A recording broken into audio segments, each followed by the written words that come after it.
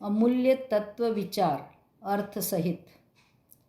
बहु पुण्य पुंज प्रसंग से शुभ देह मानव का मिला, तो भी अरे भव चक्र का फेरा न एक कभी टला। महाभाग्य से अनेक भवों का पुण्य समूह इकट्ठा हुआ है, तभी हमको यह मानव शरीर मिला है। मनुष्य भव की प्राप्ति के लिए हमने पूर्व में भावना भाई होगी, तभी ये शुभ मनुष्य पर्याय मिली है। शुभ इसलिए है कि इस पर्याय से ही हम संयम पालन कर सकते हैं। मनुष्य पर्याय प्राप्त करके हमने अभी तक क्या किया? संसार का किनारा मिल जाए उसका प्रयत्न भी हमने नहीं किया। अतः संसार चक्र का एक भी फेरा हमारा कम नहीं हुआ है और 84 लाख योनियों में हम भ्रमण कर रहे हैं। सुख प्राप्ति हेतु प्रयत्न करते सुख जाता दूर है, तू क्यों भयंकर भाव मरण प्रवाह में चकचूर है। हमने सुख को प्राप्त करने का बहुत प्रयत्न किया है, पर सारी कोशिशें, सारे प्रयास निष्फल हो रहे हैं। इसका अर्थ ये है कि हम जो प्रयास कर रहे हैं उसकी दिशा सही नहीं है। जहाँ सुख नहीं है, भ्रम से हम वही सुख मान रहे हैं, और जहाँ सुख मिल सकता है उधर हमारी दृष्टि ही नहीं है। हे आत्मन, राग द्वेष कषाय मिथ्या मान्यता ही भाव मरण का कारण है, और राग द्वेष का प्रवाह निरंतर तेजी से आ रहा है और तू उसी में डूबा जा रहा है। अपनी झूठी मान्यता से पल पल मर रहा है, भाव मरण कर रहा है।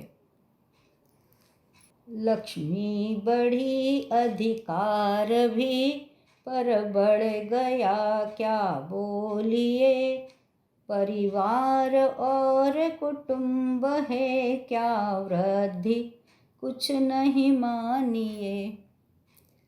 हे आत्मन, तेरे धन, लक्ष्मी, अधिकार, वर्चस्व बढ़ गया है, इसमें अपनी आत्मा का क्या बढ़ गया है? मात्र मान और विकार ही बढ़े हैं।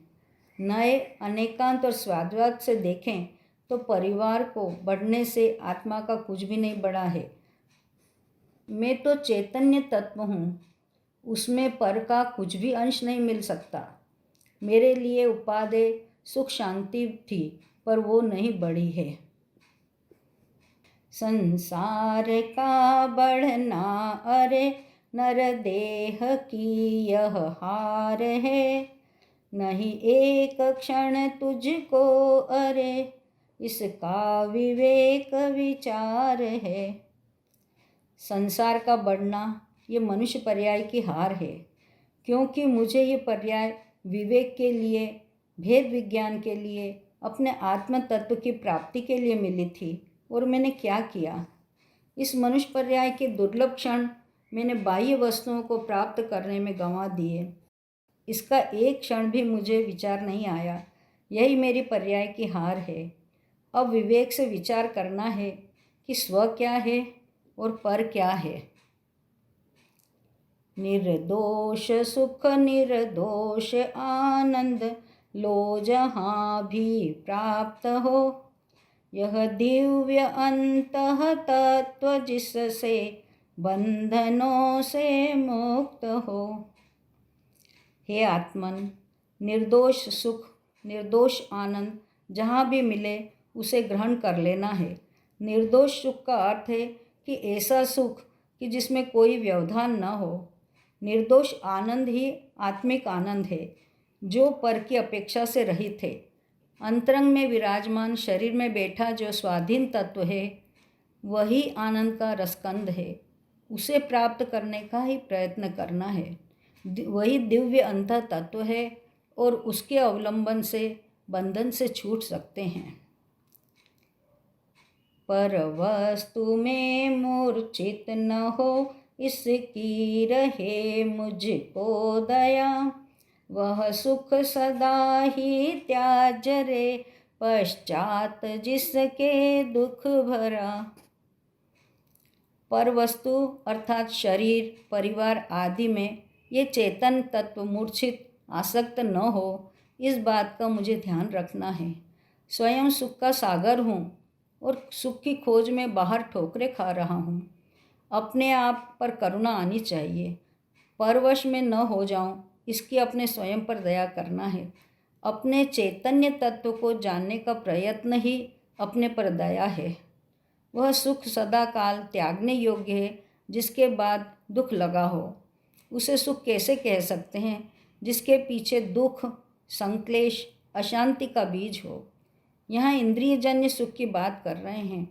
पूरा जगत उसे सुख मान रहा है, परंतु यह मान्यता की भूल है, वह दुख ही है।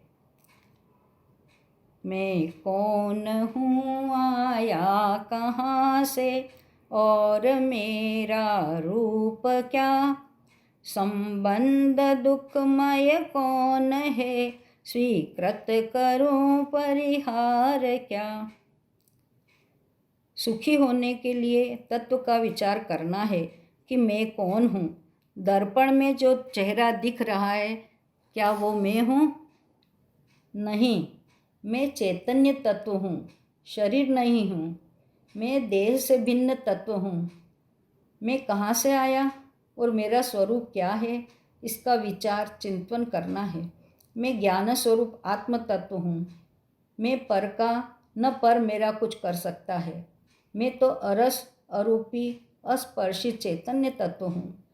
ये जो संबंध दिख रहे हैं वे मुझे दुख नहीं देते हैं। जो कर्म मैंने बांधे हैं उन कर्म का संबंध ही दुखमय है। मिथ्यात्व, विकारी भाव व अज्ञान, इनके संबंध को छोड़ना है। अब सहज भाव में रहना है और सहज भाव को ही स्वीकार करना है।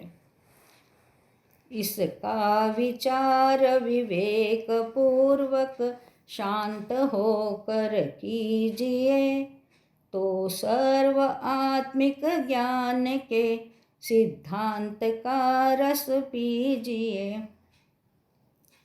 मैं कौन हूँ, इसका विचार, मैं कहाँ से आया और संबंध दुख में मेरे लिए कौन है, इसका बुद्धिपूर्वक शांत होकर विचार करना है। ये सब संबंध क्षणिक है। मेरा संबंध तो मेरे अनंत गुणों से है, चैतन्य तत्व से है। जगत के परिणमन का चिंतन विचार करना है। देह व आत्मा का पृथक बोध करना है। अपने आत्मा के ज्ञान में जो सहयोगी हो वह सिद्धांत है। आत्मिक ज्ञान व स्वभाव में लीन होना, यही सिद्धांत का सार है। उसका रसास्वाद करना है। सिद्धांतों की स्वीकृति, विचार, चिंतन में जो आनंद है वही सिद्धांत का सार है। अब तो ऐसा आनंद प्राप्त करना है कि वो आनंद कभी समाप्त न हो। किसका वचन उस तत्व की उपलब्धि में शिवभूत है। निर्दोष नर का वचन रे, वह स्वानुभूति प्रसूत है। किसका वचन उस तत्व को पाने में कल्याणकारी है। वीतराग जिनेंद्र अरहंत परमात्मा की वाणी ही ऐसी है जो उस आत्म तत्व की उपलब्धि प्राप्त कराने में कारण होती है। अरहंत परमात्मा 18 दोषों से रहित थे। निस्वार्थ भाव से अपने निर्दोष वचन कीरते हैं। उनके वचन पर यदि हम माने व चलें तो वे वचन हमारी स्वानुभूति, आत्मानुभूति को उत्पन्न कर सकते हैं। वचन उनका सुने और आत्मानुभूति अपने आप की हो जाती है। तारो अहो तारो निजात्मा, शीघ्र अनुभव कीजिए। सर्वात्म में समदृष्टि दो, यह वज्र हृदय लख लीजिए। हे प्रभो, मुझे इस संसार से पार लगा दो। मैं निज आत्म तत्व का शीघ्र अनुभव करूं ताकि संसार से पार हो जाऊं। आत्मानुभव के अलावा संसार से तिरने का कोई और उपाय नहीं है। सभी आत्माओं में समदृष्टि रखना है, समत्व का भाव रखना है। सभी आत्मा समान है, कोई भेद नहीं है। निश्चय से सब सिद्ध के समान ही हैं। यह वचन अपने आत्म हृदय पर लिख लेना है। और आत्मानुभव का प्रयास करना है, जिसका कोई मूल्य नहीं, ऐसा यह आत्मिक आनंद देने वाला अमूल्य तत्व विचार है।